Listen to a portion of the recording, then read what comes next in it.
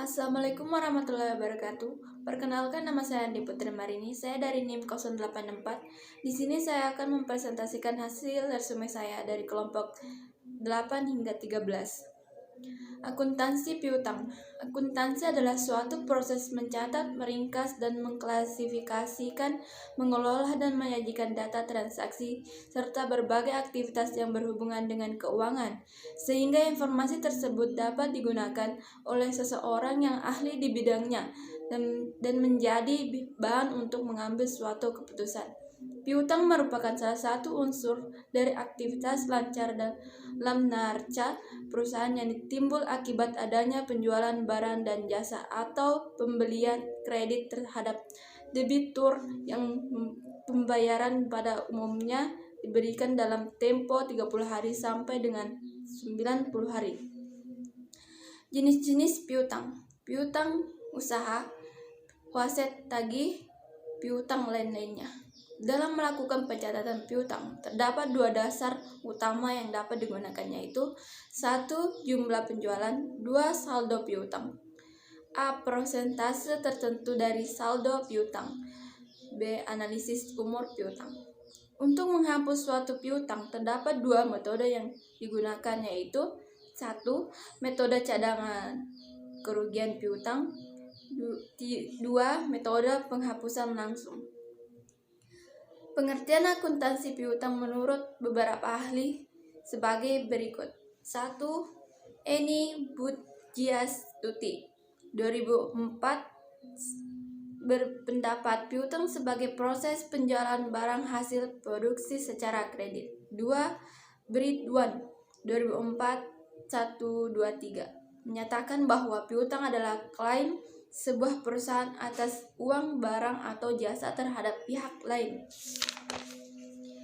3. Suemarso 2004-338 menyatakan piutang sebagai kebiasaan bagi perusahaan untuk memberikan kelonggaran pada para pelanggaran pada waktu melakukan penjualan.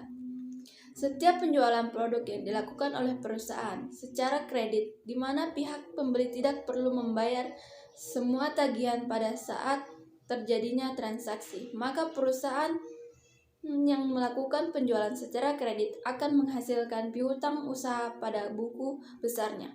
Jadi piutang adalah tuntutan atau klaim atau ketagihan perusahaan terhadap pihak lain, baik terhadap perorangan maupun badan usaha. Apabila perusahaan pembutuhan uang yang melebihi jumlah kas yang tersedia, kebutuhan kas dapat dipenuhi dengan segala dengan cara 1. Piutang dipakai sebagai jaminan. 2. Penjualan piutang. 3. Medis kontokan wasit.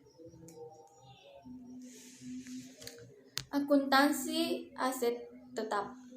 Aset tetap merupakan suatu saran penunjang untuk melaksanakan operasional perusahaan dalam menghasilkan laba atau keuntungan yang akan diraih. Aset tetap dalam akuntansi adalah aset berwujud yang memiliki untuk digunakan dalam produksi atau penyediaan barang atau jasa untuk direntalkan pada pihak lain atau untuk tujuan administratif dan diharapkan untuk digunakan selama lebih dari satu periode. Menurut pernyataan standar akuntansi keuangan nomor 16 paragraf 5 menyebutkan bahwa aktiva tetap adalah aktiva berwujud yang diperoleh dalam bentuk siap pakai atau dibangun lebih dahulu, yang digunakan dalam proses perusahaan, tidak dimaksudkan untuk dijual dalam rangka kegiatan normal perusahaan dan mempunyai masa manfaat lebih dari 1 tahun. Dari pengertian di atas, yang dimaksud dengan aktiva tetap adalah merupakan aktiva berwujud, memiliki masa manfaat lebih dari 1 tahun, digunakan dalam kegiatan operasi perusahaan, tidak dimaksudkan untuk dijual kembali. Klasifikasi aset tetap adalah sebagai berikut, mencakup seluruh gedung dan bangunan yang diperoleh dengan maksud untuk dipakai dalam kegiatan operasional pemerintah dan dalam kondisi siap pakai. Umumnya aset tetap dibagi dalam 4 kelompok, yaitu 1. Tahap 2. Perbaikan tanah, 3. Gedung, 4. Peralatan. Aset tak terwujud. Aset tak terwujud adalah hak keistimewaan dan keunggulan kompetitif yang tidak memiliki substansi fisik. Aset tak terwujud juga bisa dibuat aktiva tidak berwujud atau aktiva tetap tidak berwujud. Aset tak berwujud dikategorikan ke dalam 2 kelompok, yaitu 1. Aset tak terwujud yang memiliki umum manfaat terbatas, 2. Aset tak berwujud yang umur manfaatnya tidak bisa ditentukan. Pada dasarnya ada 3 karakteristik aktiva aset tak terwujud, yaitu 1. Kurang memiliki eksistensi fisik, mendapatkan nilai dari hak dan keistimewaannya yang diberikan kepada perusahaan yang menggunakannya. 2. Bukan merupakan instrumen keuangan, menghasilkan nilai dari klaim untuk menerima kas atau ekuivalen kas di masa mendatang. 3. Bersifat jangka panjang dan menjadi subjek amortisasi, menyediakan jasa dalam kurun waktu bertahun-tahun.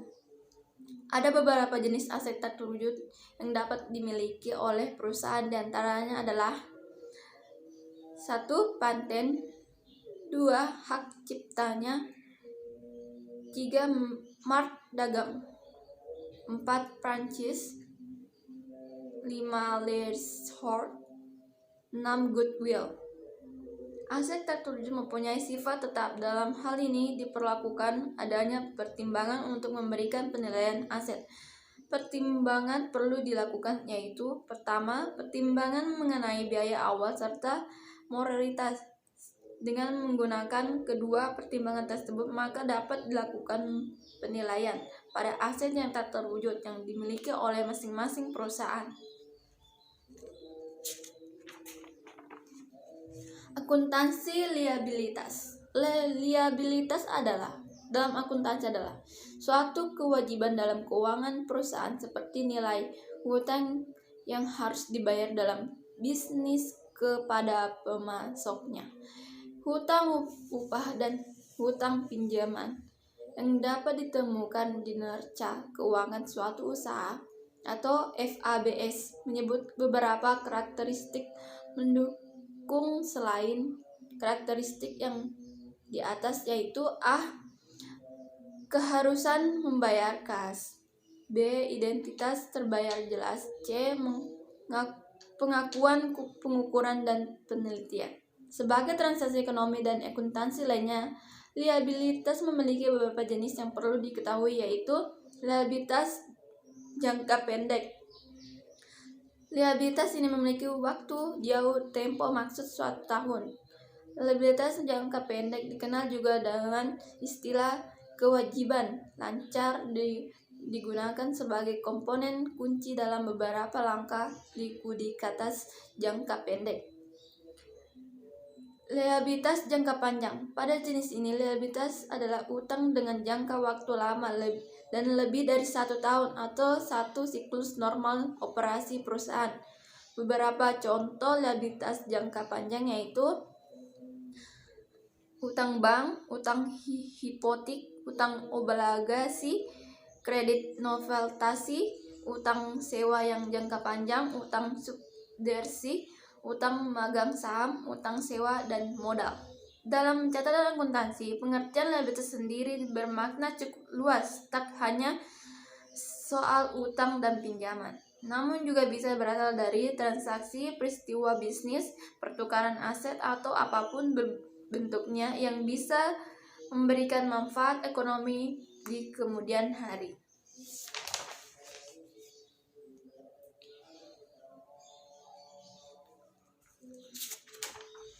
Akuntansi pengkajian.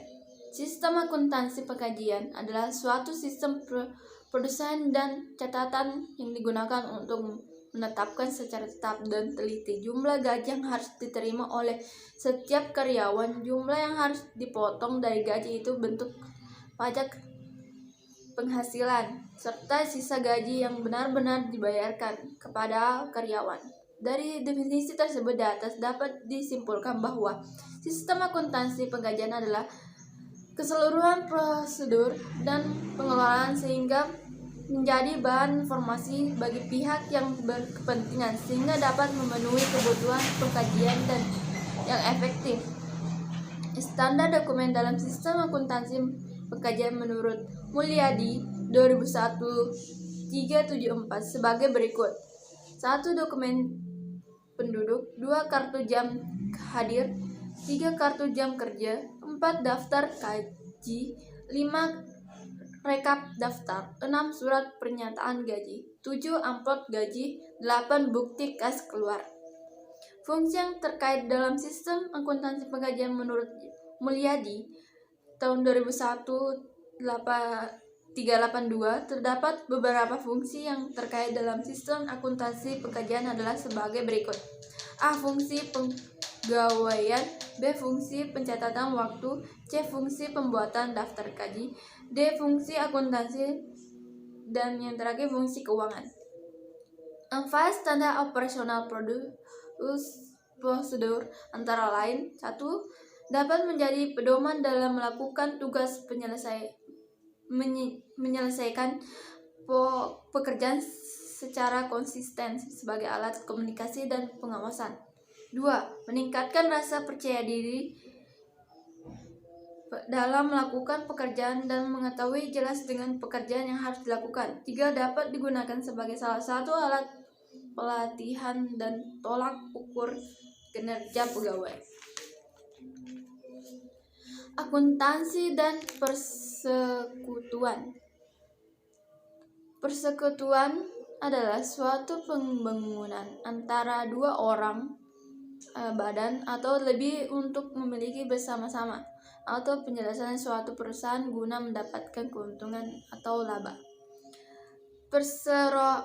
Perseroan terbatas adalah organisasi bisnis yang memiliki badan hukum resmi yang dimiliki oleh minimal 2 orang dengan tanggung jawab yang hanya berlaku pada perusahaan tanpa melibatkan harta pribadi atau perseorangan yang ada di dalamnya.